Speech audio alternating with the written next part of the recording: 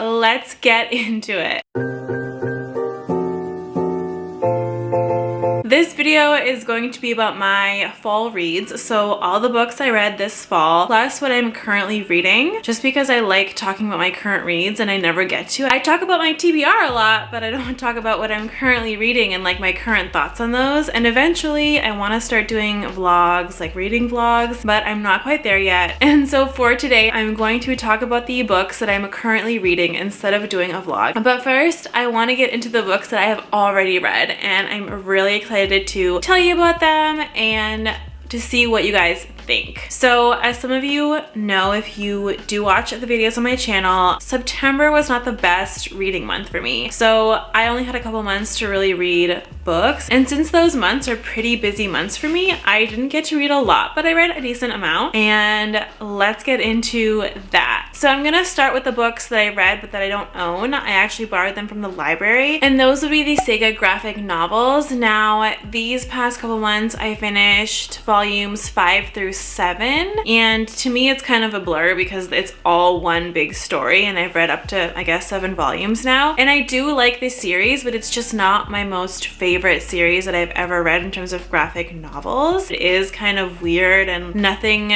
like I've read before, so it's definitely really interesting to keep reading, but it gets a little graphic and it gets a little too weird for me sometimes. There's a lot of harsh realities in this series that are definitely really great but difficult to read sometimes when you just want something lighthearted, and this is not the most lighthearted graphic novel or even one that you can really use to escape reality unless you're just really unaware, but they're really good. I do enjoy them. They're not 5-star reads for me. I know they're really popular on BookTube, but they just kind of fall a little flatter for me, and so I haven't enjoyed them as much as I thought I would. I do want to get into actual graphic novels that are Japanese based or written by Japanese authors, anime, things like that, because I think that's way more up my alley. Pro tip, if you guys want to read graphic novels and you have an iPad or even an iPhone, you can rent them from your library or rent them from anywhere that you can rent books, and you can still read them on a nice color screen instead of having to read them on your Kindle. I read them on my iPhone or my iPad, and it just makes it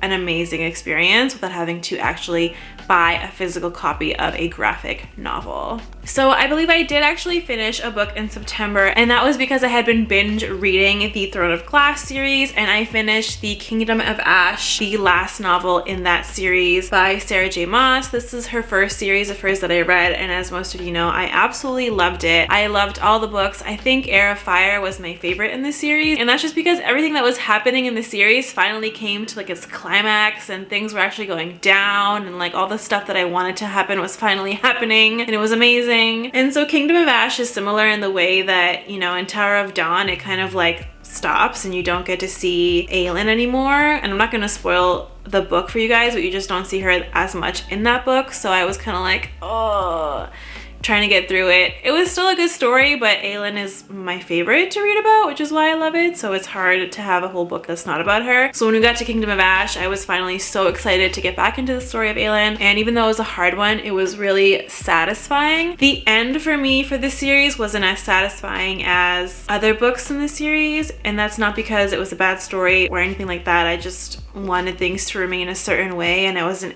able to get that, which is fine. You can't have everything in a novel, and it's probably best not to have everything end the way you want it to end. That makes it more heart-wrenching and notable, and especially more memorable for me. It was still a good series. I recommend this if you're into YA and you want a good bingeable series with a really strong female character and other strong female characters who are powerful and willful. It could have definitely been more diverse. I think that's one of the biggest complaints with her novels, is they're not really very diverse. I do enjoy the strong female characters in her novels. So definitely a 5-star read for me, but the entire series was a 5-star read, so no surprise there. The next book I read was another series. It was The Red Queen by Victoria Aveyard, I think is how you pronounce her name. And the first book was meh.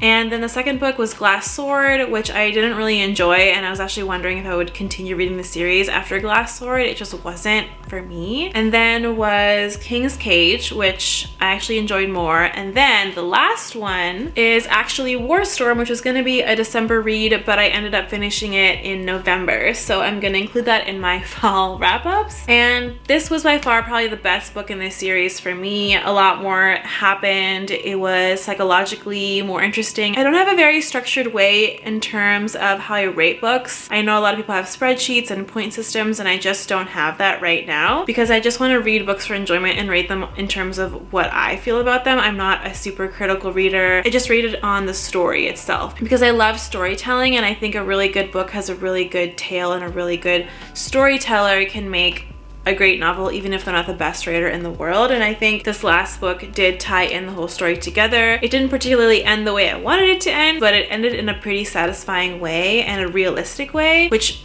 made me glad to have read the whole series. And I can definitely see why this was such a popular book back in the day, a popular series back in the day when it was first introduced. I feel like I would have loved it and it would have lived up to the hype had I read it a few years back when it was first released. Either way, it's still really good. If you want to get into something kind of easier to read and something that can guarantee like an average and good read, I would definitely go for this series. So do I regret reading this series? Absolutely not. I'm glad that I got to witness a piece of BookTube history and get to read it, but would I reread it again? No. I didn't get as invested into the series as I wanted to. I've definitely been more invested in other series and other characters that I've read thus far in the past. In this series, I didn't get as invested into the main character as I thought I should or that I would. If you guys have read this series, let me know. I know a couple of you have told me that you absolutely love this series and it was one of your favorites. So those are the books that I read in a nutshell, but at the same time I was reading other books and I am still reading some other books, so let's talk about those. I'm like putting the dust jackets on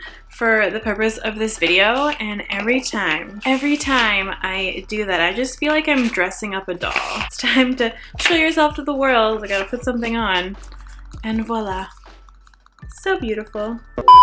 The one that I'm furthest into is The Bone Houses by Emily Lloyd Jones, and if you saw my end of the year tag, which I will link in the info cards and down below, I did talk about wanting to finish this series because I was also currently reading it when I posted that video. I'm about a third of the way through right now, and it is good. It's a little spooky. It's definitely got me interested in knowing, you know, the story and what's going on in this world, but it is definitely written very, very young adult. It's really easy to read, which makes it a quicker read for me than other books that I've read, but sometimes when things are written a little too young adult, I don't get as interested in the story. So I'm not as interested in this one, but it should still be a quick read, and I'm still trying to wait before I make a judgment on it.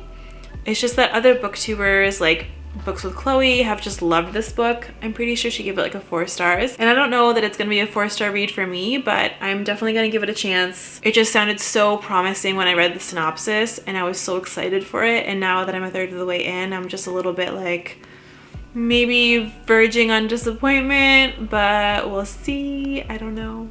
The next book I'm reading right now is a popular one, and I feel like if you've gotten this in the mail, you've already read it, and if you haven't already read it, I don't know what you're doing, because this was such a popular book. At least the first one in the series was such a popular book when it came out, and that is Blood and Honey by Shelby Mahurin. Now, she originally wrote the first one in the series called Serpent and Dove, and that took the booktube world by storm. I mean, everybody loved it, so I thought to myself that I had to read it, and I did read it, and I didn't really like the main character, who was Lou, and Reed, or their romance. I thought it was pretty unrealistic, but I loved Coco, who is another character in the book and happens to be Lou's best friend, and I'm hoping that this book is more centered around that character and her magic, which is why I bought it, and I bought this beautiful special edition because I can't stay away from any books that have sprayed edges. I am just a sucker for sprayed edges. Oh my god, why? My wallet wants to kill me, but I can't help it.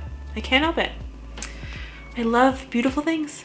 I haven't gotten very far. I think I read the first chapter, and so far it's still getting into the story. I feel like maybe I should have reread Serpent and Dove, but I read it earlier this year and I feel like I should remember more of it, but I don't remember as much as I thought about Coco and about the ending. I'm hoping this book, at least the beginning of it, kind of reminds us what happened there so that I can get back into it, but we'll see. I'm hopeful but cautiously optimistic just because I didn't love the first one. So if you've read Blood and Honey already, definitely let me know in the comments down below what you thought of it. I am still on the fence about what I'm going to think of it, and definitely let me know what you thought of it in comparison to Serpent and Dove, because I'm wondering if it'll be better than the first one, since that one just took the world by storm, and that's why the author, Shelby, ended up doing this as a trilogy instead of just a standalone. So we'll see. At least it's pretty, right? I really like it. So the other book that I'm currently reading right now is called PsychoCybernetics by Maxwell Maltz. It's one of the oldest self-help books, I think, ever. And I've heard about it from the Revolution fam, which I do follow, Amber Khan and all that, and she raves about this. So I'm giving it a try. I'm reading it. It's actually really eye-opening so far. It's about this plastic surgeon who discovered a lot about human psychology through being a plastic surgeon and about the way people see themselves and their own self-image. And it is a non-fiction book, so it's not really about him, but it's about his experiences and what he discovers and all the ways he's able to help people, and he put it into a book. And I think it's written in the 1960s, but still a really, really helpful book. I find it really amazing, so more to come on that. If you've read PsychoCybernetics, please let me know, because I need to talk about this with someone. That was it for my fall reads and my current reads. I am hoping to get way more read in the month of December and January, since I have holidays coming up and a lot more time just to veg out and read and relax. If you guys are reading anything right now that you're absolutely loving,